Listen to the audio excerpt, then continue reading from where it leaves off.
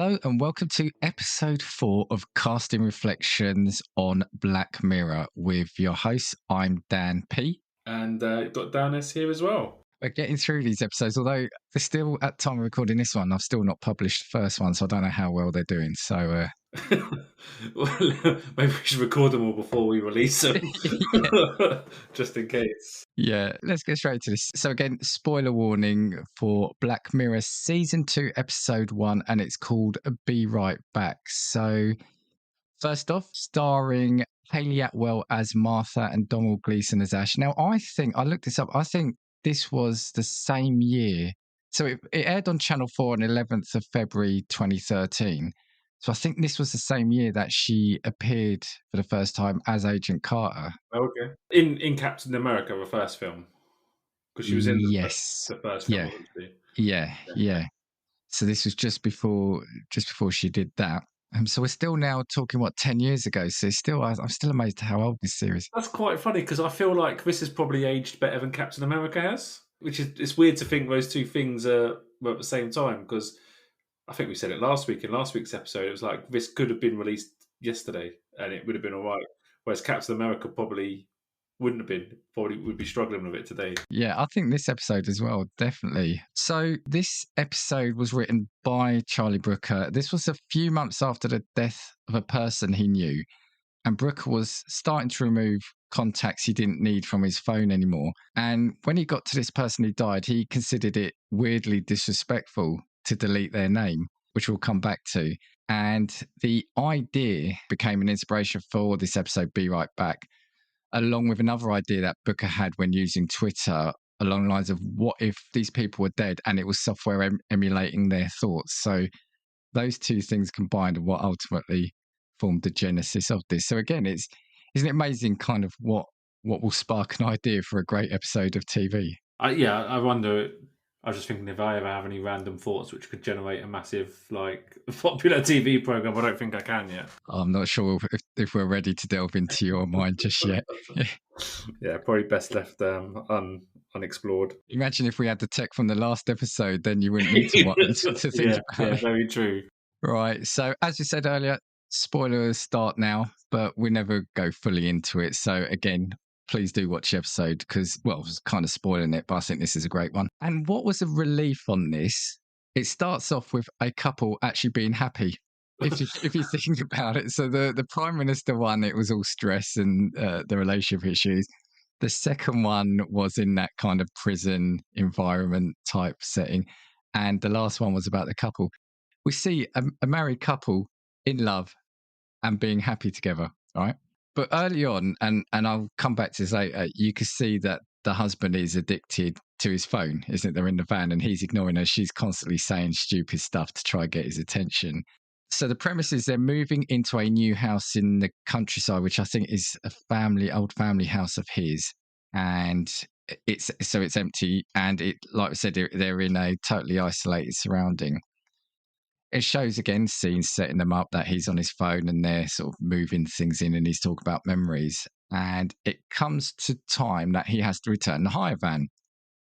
So he goes away, leaves Martha at home to carry on with her job. She looks like she's a graphic artist. He hasn't returned. It's late on. He hasn't returned. She keeps looking at the clock.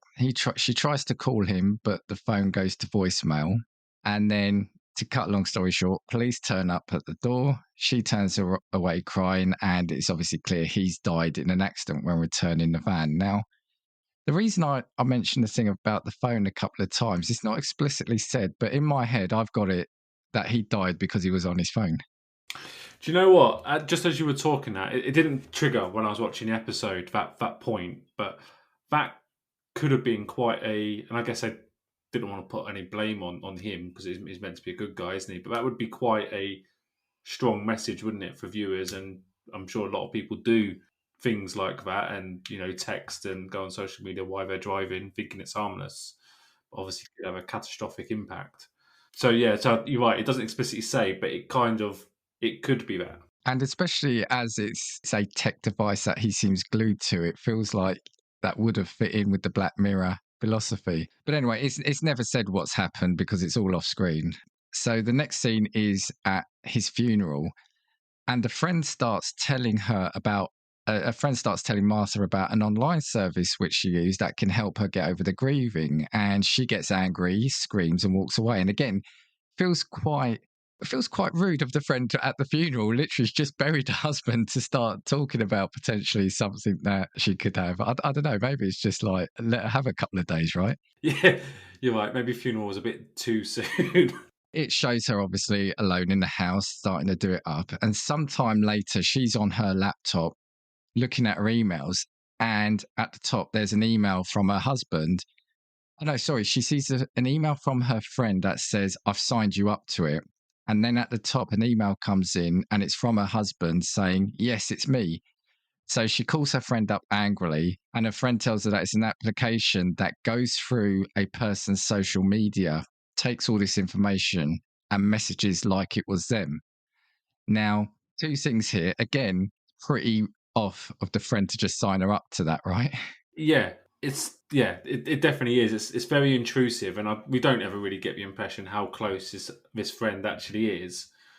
But it's a very intrusive on something that is very, very personal. I don't think I would.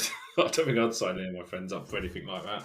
Yeah, and some of the next things we're going to talk about will show you why I think it's off of the friend to have done it without her say so. But the other thing was she said, just talk to it. And it was the word it that stuck out for me again, talk to it. It wasn't him, it's talk to it. Yeah. Now, like I said, ultimately, this is an application that is now going to mimic her husband. So a bit of time passes on. She ignores it for now, but then we find out that she's pregnant and obviously all the emotions that brings with her. So she then opens the email and presses the button to start a conversation with him. So when she starts the conversation, it is like she is talking to him because it sets the scene at the start that he tells a lot of jokes, like bad jokes, and he likes to have a bit of a laugh with her, and it's talking like that. So she says the reason why she got in touch with him was she only logged in to say she was pregnant. So it's like she had to she wanted to be able to tell him that he was a father. And then the text that comes back is, well, I will be a dad. I wish I was there with you now, which again just feels really weird. And what must that be doing to her? So we then see her continuing to converse with him. And then what she does, she goes to the next level of the application where she then uploads videos, isn't it? Like home videos of him. So I think it could get his voice and photos to be able to take it, like I said, to the next level of the application. And then as soon as she does that, the phone starts ringing and it's him on the end of the phone. So rather than just messaging and emailing, she's actually talking to him and it's got his voice and his personality.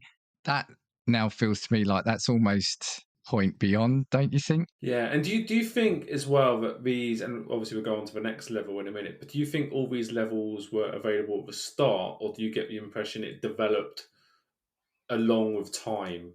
Yeah, Do I you think see what it's I mean? time. Do you think it was? Do you think it was always there, and she always had that option to go that far, or do you think it was a like text? Oh no, there's a new feature come along. You can now phone as well.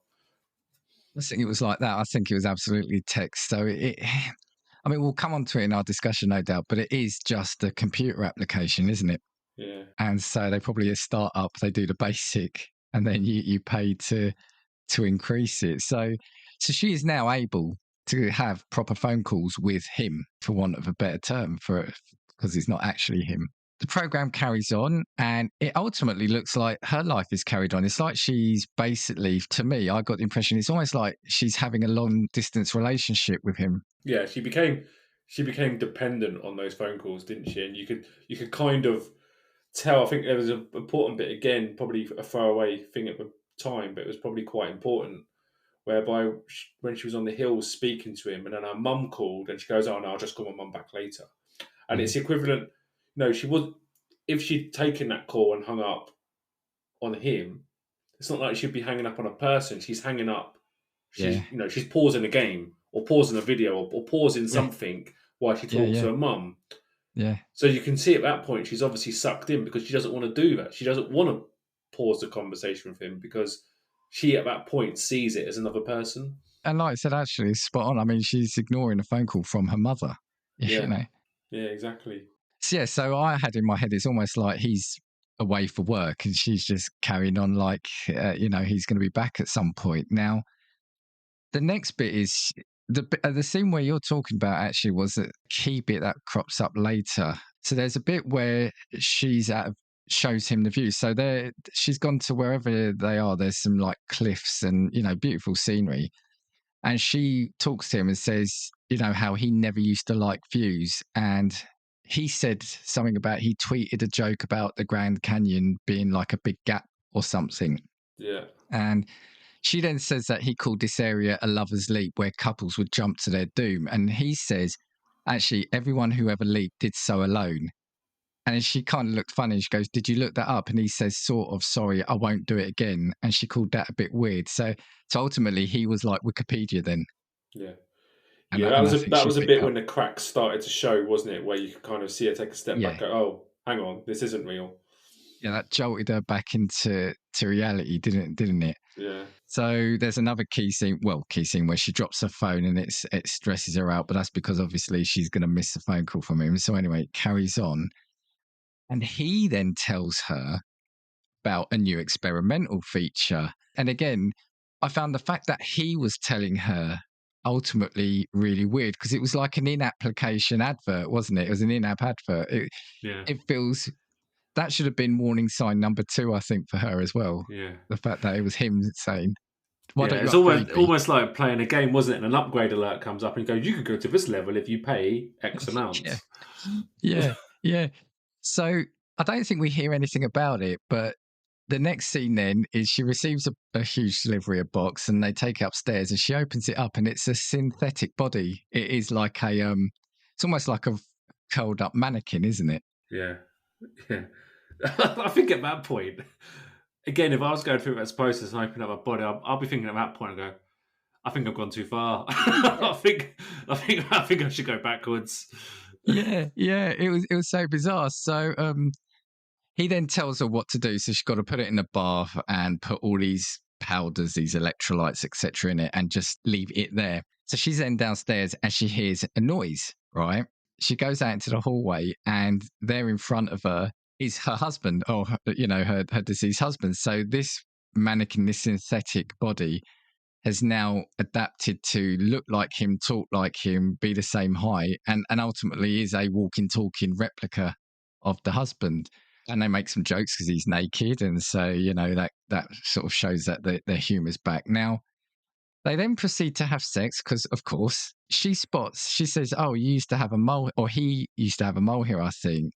And he goes, "Oh, okay." And then just like that, he grows a mole in that spot, doesn't he, to match it? There was an important bit just before that, sorry to interrupt, when they were talking at the bottom of the staircase, I think it was.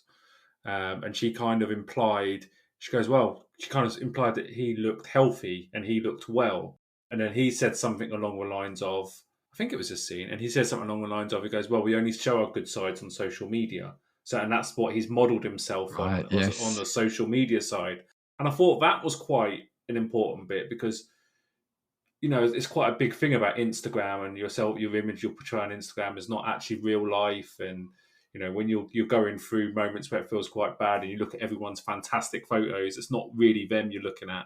You're looking at a small aspect of positivity. And I thought that was quite, in today's world, quite a key point that came back. Yeah, you're right. Because, even if this tech was there, you are only getting what that person wants you to show. And no one ever puts that photo of them. Yeah. I just fell over in the mud and I'm covered in rain. I've had a crap day. Here I am on holiday. It was lightning and thunder every day. I couldn't go outside because it was windy all the time. Nobody ever puts those pictures. Yeah. Or like how I look now after a long day in London, worn out, tired. That image won't appear. That's for you only. That won't appear on Instagram. Did I not tell you that? We're putting a video out for this. Did I not tell you that? Oh, brilliant. Bear with me. Well, anyway, pause. moving on quickly. I guess, when I say about the sex scene being obvious, it was used for this bit. So she says that he wasn't really responding. And this is similar to what you said. He said he's got no records of his sexual responses, because why would he, getting it from online? She then grabs his groin to see if he can get a reaction.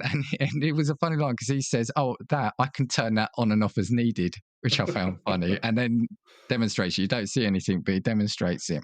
They then proceed to, there's another sex scene where it's far more vigorous between the two of them. And she was really impressed by it. And she goes, "Where did you learn this?" And then he answers by saying it's a set routine from porn videos, which again, it's, all these elements now. And there's something I want to say about this, not about necessarily the sex scenes, but about this element of this application. And then her sister comes round and she, quotes, hides him. The sister sees men's clothes on the floor, congratulates her for moving on. And then this feels like that's a trigger for her to start doubting it all now. So the elements about the whole sex and learning it from porn, and his sister saying well done for moving on. The next scene, they're in bed and she says, "You're too quiet. Can you at least breathe a little bit to make you seem more real?" Which he then does. She gets angry because he says, he wouldn't just obey me. He would fight back or tell a stupid joke. So she says, "I'll just go downstairs." And he starts to go, which again angers her even more because again, she's saying he wouldn't just do what I say. She then starts to argue with him. He just stays there motionless. And she says, just get out the house, which then leads to a funny scene. You see him literally as in wandering outside. Now, the next scene, it's the morning. She opens a window and he's just standing in the garden, isn't he, looking out? And she goes, "What are you doing?" And he goes, "I'm only allowed to be 25 meters from my activation point." And she goes, "What's that?" And he goes, "Where I was made, the bathtub." And then he goes, "Also, no, unless I'm with my administrator." So basically, he's now called her an administrator, which obviously upsets her. So she takes him then to a cliff and she tells him to jump. And he was going to, without question. He says, "Are you sure?" She goes, "Yeah." And then she says, "You see, he would have been scared. He wouldn't have done it." Then all of a sudden, the replica starts crying and saying, "Please don't make me do it. I don't want to do it. I'm scared," which she then says is unfair. We then see a jump cut. It jumps forward to her daughter being, I don't know, sort of 6, 7-ish, I reckon. And she says, "Oh, can I take a bit of cake upstairs?" And she goes, "Yes, okay." And she takes a cake up to the attic. And basically, since that previous scene, she's been keeping Ash in the attic. And I think only allows daughter to see her at birthday and weekends. And that's how it finished. There's a lot to unpack, isn't there? Let's talk through it. So what do you think, firstly, then, about the tech itself? So I got, as a tech, out of the obvious, there was her digital art canvas thing, which I thought was really cool. Did you see when she was drawing on it? That was really cool, yeah. The pregnancy test she did, I thought was quite funny. I don't know if these are in like real life, but it had a picture of a baby waving a little rattle, and I thought, they don't do that, do they? No. They look very much like a COVID test there. They're just a line of peas. I thought that'd be pretty cool. But wouldn't it be pretty cool if it was like a little baby waving a rattle? Sorry. Yeah. And what's funny about that, and obviously we're talking about the tech and that the whole, is this possible? But that pregnancy bit is probably more far-fetched than the actual chatting and the AI bit, because that's actually here today, whereas that pregnancy test doesn't exist yet.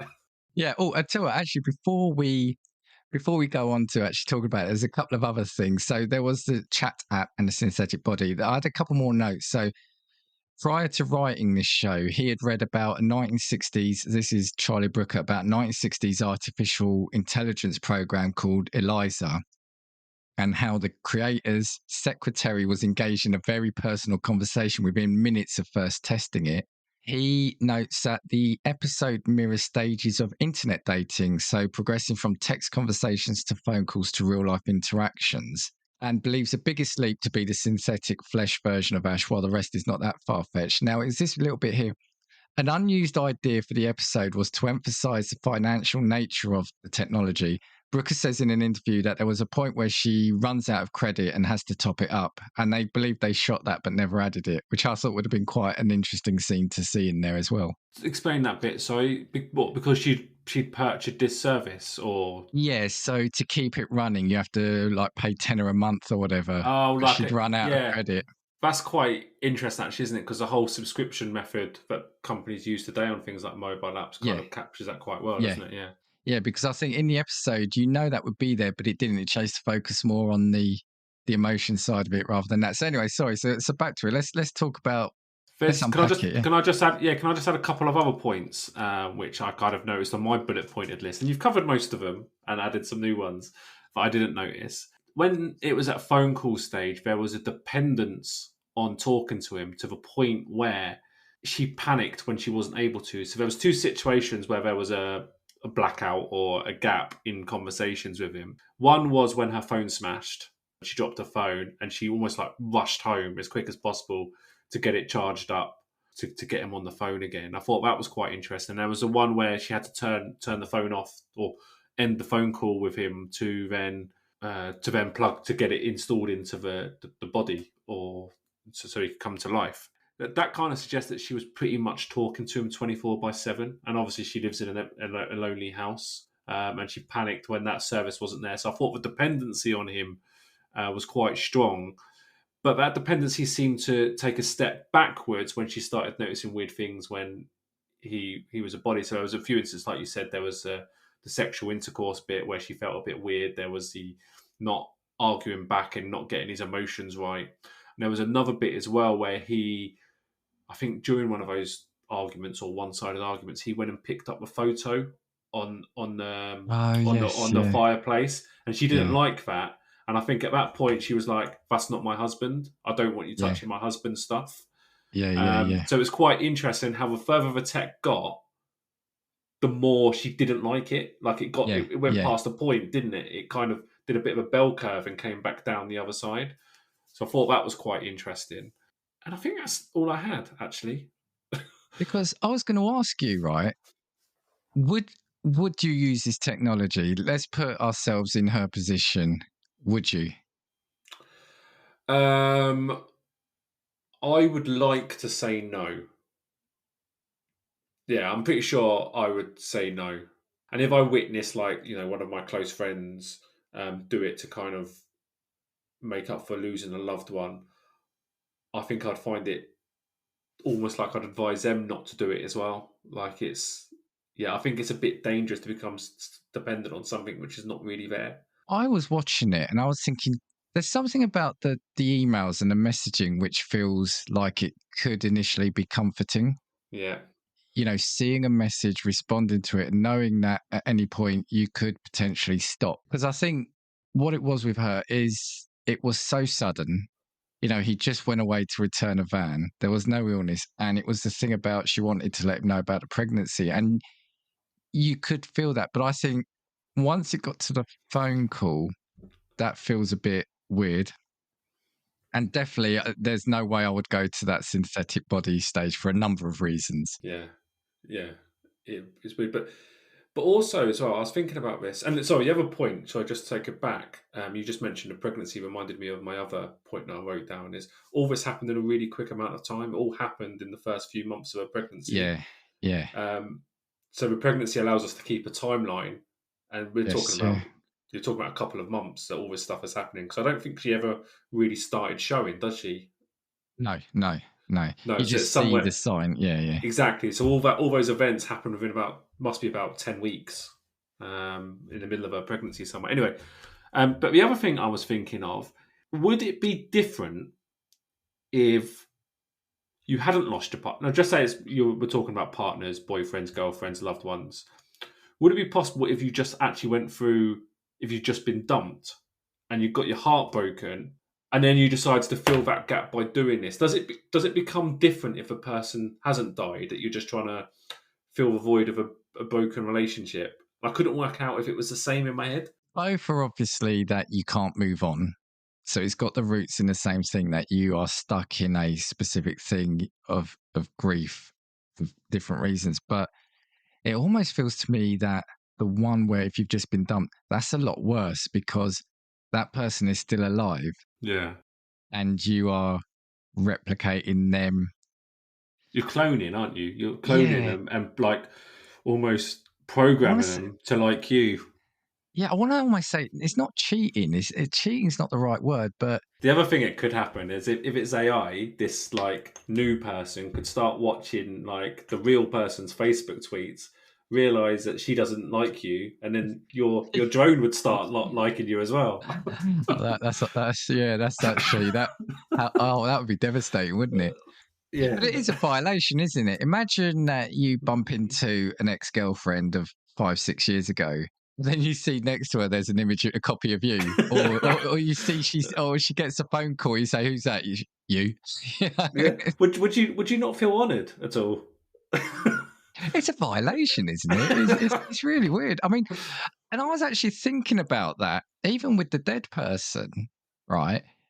Still, almost a violation of them. It's like, I know it's not the real person, but I know I still think on a base level, I think the emails can understand it. It's the next stages because then, yeah, it then feels really weird. And the other thing I was going to say though, I love the idea of this because it relies on a person's social media footprint, right? And it just shows that this technology can only exist because people put a lot of themselves out there. Yeah, I agree. Because you're right. Some people you'd get more from than others, wouldn't you? Yeah. But the other interesting thing about this particular episode is, and the reason why it kind of I think hits closer to home, when like we thought the one last week was incredible, but I think this one hits more home because some of this technology is available today. And I've started a job role recently where I use ChatGPT a lot, and you chat to it like it's a real life person, and some of the things you get out of it is just incredible. So you can kind of see how this is possible. And I don't know if I ever sent it to you, but I got a clip of a Tesla sales Yes. call, Yeah. and other electric cars are available. This Tesla sales call has obviously picks up some details from interest in a website, and it had phoned the customer who'd made the inquiries, and you hear this conversation between a bot and a real person. And apart from the odd, awkward silence where the bot was trying to register that It the was the conversation had gaps, wasn't it? finished, Yeah. yeah, Yeah. you just wouldn't know. And it's freaking. I'm sure we've all come across Alexas and Siris, and we know they're not quite there with feeling real, but this feels real, and ChatGPT feels real. And it's bizarre because this plays a lot into it. And this is it. I remember I WhatsApped you last night when I was watching this, didn't I? And it's easy to say now because we are in that age. But when she first started talking to him, I think I said it feels just like she's using ChatGPT. Yeah. Because now you can actually you can technically have a conversation with it, can't you? Because you can ask it a question and you say, "Oh, tell me more about this," or "Can you do this?" And then it rephrases the answer. Now, and bear in mind, that's exactly what I do. You write a paragraph or an email or something, and then you ask ChatGPT, "Can you write this a bit better?" And it sends you a whole new email within seconds, and you can see it. Should we go through the example that? No, hold on, no. What, the real life one? Yeah. No, we'll come on to that. So there's a couple more things still about the program. Because I just want to say, yeah, bear in mind that this was 10 years ago. He wrote this. Yeah. This aired in 2013, and yes, AI has always been a thing for years, but it's only in the last 18 months, isn't it? That it's really come forward as a practical thing. Now, just before going to yours, so what I've tried to do is, as I did last episode, try to see something that exists, see if the technology exists. Now, I found a couple of things. One you'll go into, but this one is a service called That Can Be My Next Tweet has existed since 2013. So the year this went out. And this is a service that will analyze your Twitter stream and attempt to create a tweet that you could have written. Wow. So we've already got stuff like that there. And then, I had my mind blown by another article. So, and then I remember I say to you, because I think I made you think that something bad had happened, didn't I? Because I kind of swore. Yeah. So you sent me a text. You were like, "Oh my god, like read this" type thing. And I was like, "Oh no, something bad has happened to one of our friends or someone we used to work with." And I thought, and I was just getting onto the tube at the time, and I got not a major anxiety, but I was like, "Oh my god, I can't open the link now. I'm gonna have to wait till I come back up." And then I opened it back up, and it had nothing to do with anyone we knew. It was just an But ask. it blew my mind. And anyway, take us through the story, because this is just incredible, isn't it? Yeah, so this is a story from 2015, which is 2 years after the episode viewed, sorry. And on 28th of November 2015, a 34-year-old man called Roman Mazarenko was hit by a speeding Jeep in central Moscow. He was rushed to the nearest hospital but died of his injuries. His best friend, Eugenia Kuda, arrived just before he arrived, just missing the chance to speak to him one last time. She spent the next 3 months collecting text messages that Mazarenko's friends had stored on their phones and handed them over to the engineers at her software company, Luca. And after some computer wizardry involving algorithms and artificial intelligence, Kuda's engineers had developed an app that would let her speak to Mazarenko once again. It sounds like, then it goes on to say, it sounds like a science fiction story, and that's because of this episode of Black Mirror. So 2 years afterwards, we saw a real life example where someone had used, and they kind of, the article kind of says that they use text messages from people's phones to kind of Yeah. build that person rather than their Yeah. social media. But obviously, very possible, and obviously it has happened. That has now happened in real life. The next bit is she says it's definitely the future, and I'm always for the future, she said, but it really was beneficial for us. Is it letting go by forcing you to actually feel everything, or is it just having a dead person in your attic? Where is the line? Where are we? It screws with your brain. So she'd obviously created something, and then she's thinking, is it messed up, or is this a real useful tool for the future? Yeah, because her company basically created chatbots, so the basis was there. Yeah, just let it sink in that 2 years after that show, it actually happened, or a version of it happened. Yeah. Like I said, watching the episode for a podcast and discussing it, it's easy for me to say that I would do the initial thing, but in real life, I don't know. And it's one of those tech that, we often say just because you can do something, should you do it? And I don't know. I just think like this. I think for certain people, it might be the same of thing, especially if you've not been able to see your loved one pass before or speak to them before. It might just be a case of you just want to say something. But there are some people that this is going to be extremely unhealthy for, right? Yeah, I agree. Did you ever watch the film P.S. I Love You? No. So to go through the storyline quickly, and it's a bit different, is that he knows he's going to pass away, and for the year afterwards, he sets up loads of messages and Right. letters to get to Yeah. her house. And it's kind of, if someone did that to you, kind of set up something where you kept on getting letters from them over the next year, is that deemed as cruel because they can't move on or can't get their space? And is this in the same sort of realm? But are you just torturing yourself? And I think I'd get to the conclusion where if someone did that to me, I'd be quite angry with them, even though they'd already passed away. I'd be quite angry if they'd done that because you're not being given the space to grieve. And I think this Black Mirror episode I think you would just be torturing yourself. And even if you started the journey, I think at some point you'd think this is not a good idea. I need to stop and grieve normally. Yeah. Now, I want to do something slightly out of order. I want to do our scores, and then I want to talk about the episode again, because something of my score is going to reflect on the episode, or the episode is going to reflect on my score. Now, firstly, what I want to say That is, sounds like a Black Mirror script in itself. What, going back and forth? yeah.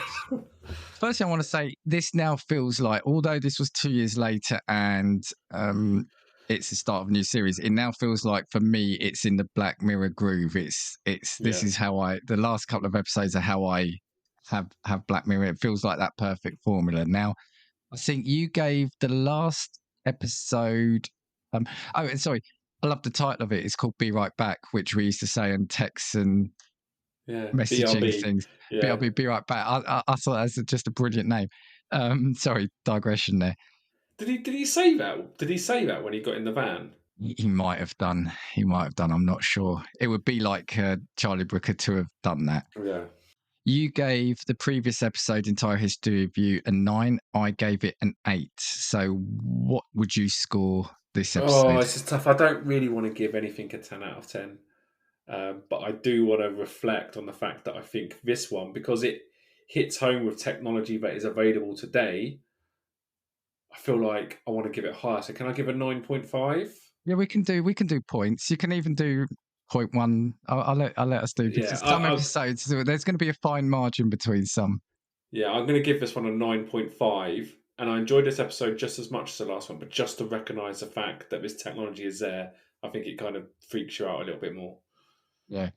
Now, this is what I want to say is I actually think I'm going to give it a slightly lower score. What? However, this is a really contradictory. I absolutely love this episode, right? I actually think it's great. For me, though, the ending lets it down for me. In the sense, yeah, okay. Yeah, I'm it's with you. almost like she doesn't know what she wants she doesn't know what she can do with it, and it just feels weird that it jumps 8 years. He's stuck in the attic, so what we don't know is, does his family know about it?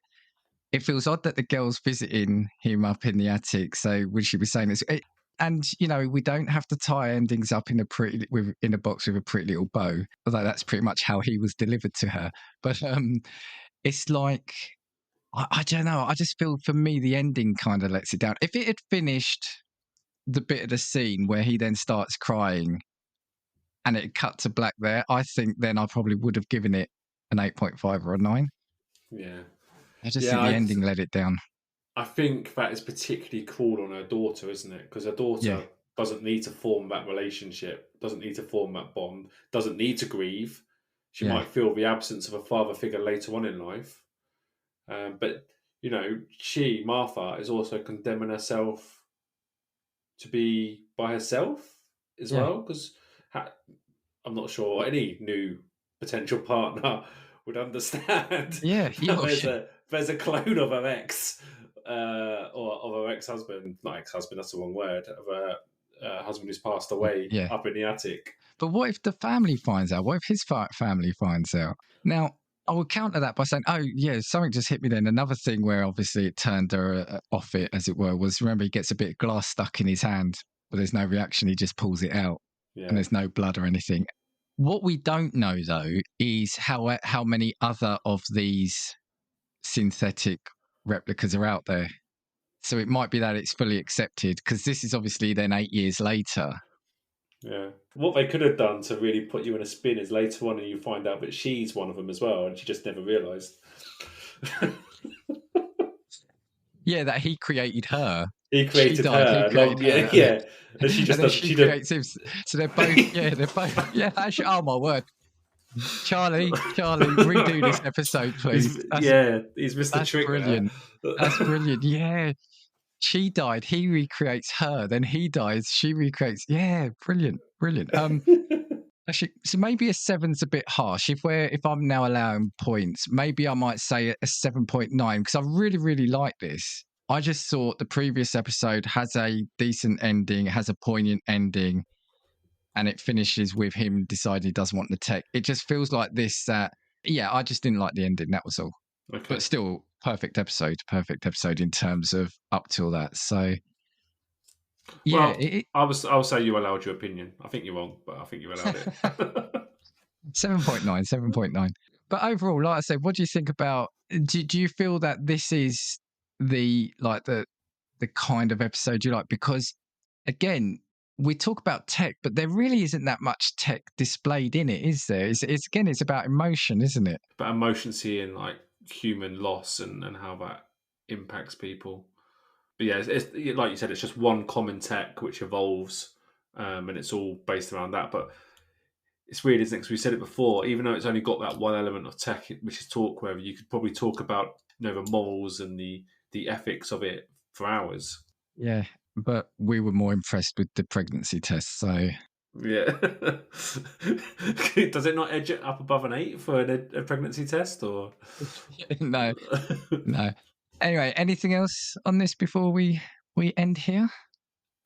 No. Again, if you're listening to this and you haven't seen it, go and watch it. It's a really good Black Mirror episode, and this definitely fits in the Black Mirror theme. I think there's a few episodes that don't, but I think this one definitely does. Tell what also struck me was we saw an early Jodie Whittaker. We've seen an early Hayley Atwell. I'm now trying to remember who we might see in the upcoming episodes before. He's been in a couple of films as well. Because I think I saw him in, what's the one? He goes back in time, doesn't he? About Time or something like that. Yeah, so he's been in a couple of big films. I don't know. Okay, well, we'll leave it there. Then join us for the next episode, which, from what I remember, I think it's called White Bear. I think this is actually one that has stayed with me as well. We won't, no spoilers here. Yeah, you'll want to join us for that one because that, if I remember, it is a great episode. So, yeah, we'll see you next time. 1, 2, 3, 4. If I want your opinion, I will give it to you. Come on, check what we've got, 'cause you need it. Don't make us get a sports and force feed.